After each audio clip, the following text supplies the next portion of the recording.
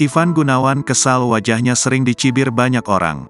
Ivan Gunawan mengaku dirinya lelah lantaran kerap dicibir soal fisiknya. Belakangan memang heboh video TikTok Ivan Gunawan yang menampilkan fisiknya yang sensual. Tapi sayangnya, Ivan Gunawan sedih karena komentar netizen kerap membahas soal fisik.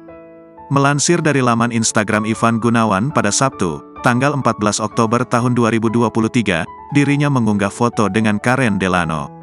Keduanya tampak saling menatap satu sama lain dan saling tersenyum. Jujur kadang lelah membaca komen netizen, hampir semua membahas fisik dan fisik, tulis Ivan Gunawan pada keterangan foto tersebut. Meski begitu, pria yang kerap disapa Igun ini mencoba untuk terus legawa.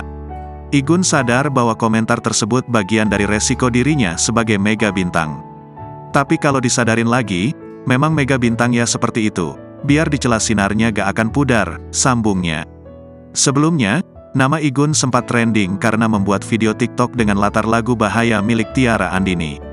Pria yang digosipkan dekat dengan Ayu Ting Ting ini memamerkan bibir tebalnya dan hidung yang makin mancung. Namun, netizen malah salah fokus dengan wajah Igun yang kini dinilai berbeda. Tak sedikit yang menuding wajahnya mirip dengan Karen Delano. Netizen pun berkomentar soal wajah Igun yang dinilai melakukan operasi plastik secara berlebihan.